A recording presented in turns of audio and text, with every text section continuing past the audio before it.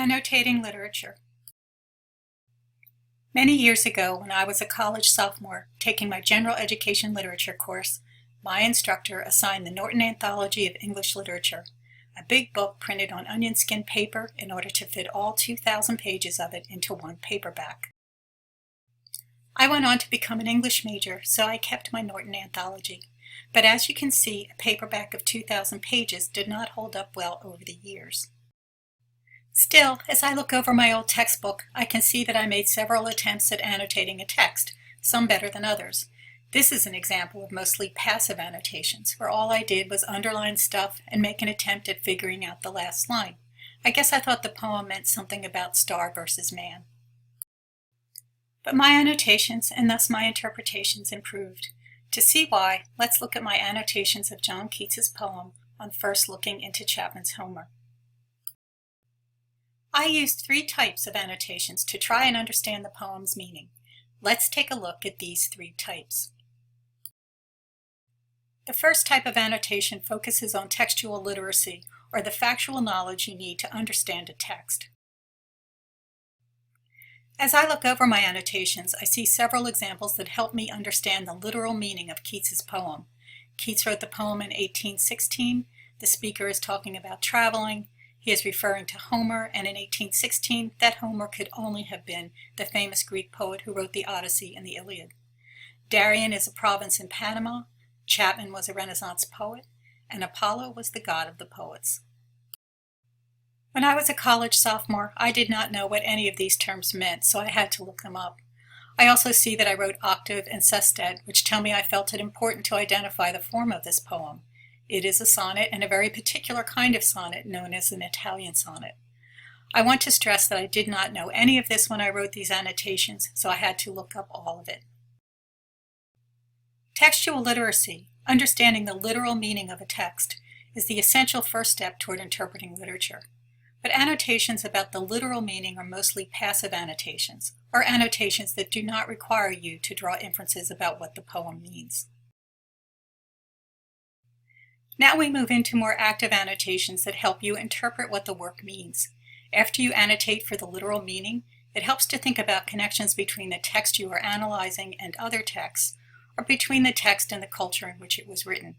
You may have the knowledge to recognize these connections on your own, or you may need to do some research to find them.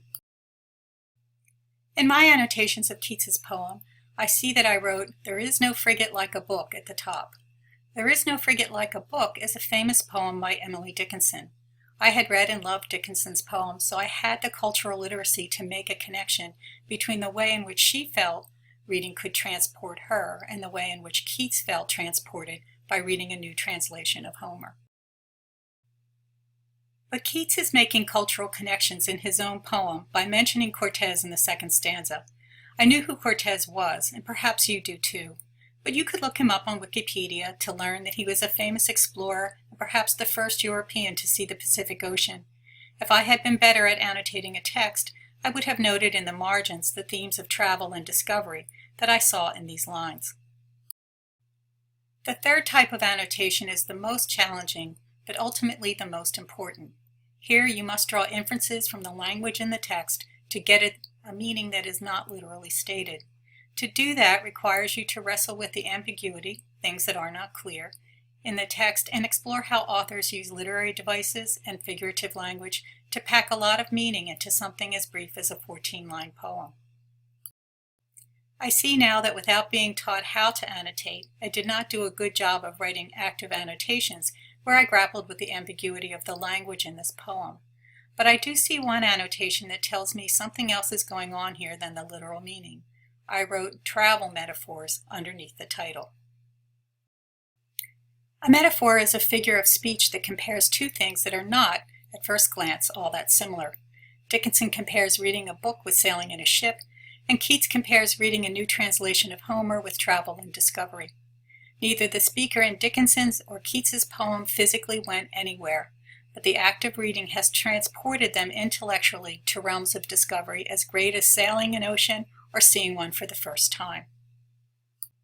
As I read this poem today, and after having studied Keats intensely in graduate school, I could go on and on about the many other things he is doing in this poem with symbols, imagery, tone, and theme, but my point here is to show you how I began interpreting literary works and how you can use these 3 annotation styles to do the same.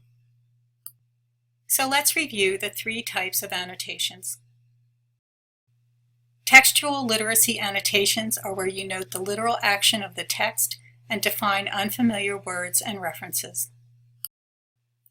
Intertextual literacy annotations note connections you see between one text and another, or between the text and the culture in which it was written. Performative literacy annotations are your attempts at making inferences about the underlying meaning of the work. Quite often, these annotations note specific examples of literary devices and figurative language, an author's tools for packing more meaning in a word or phrase than the literal one. And now you are ready to annotate a text.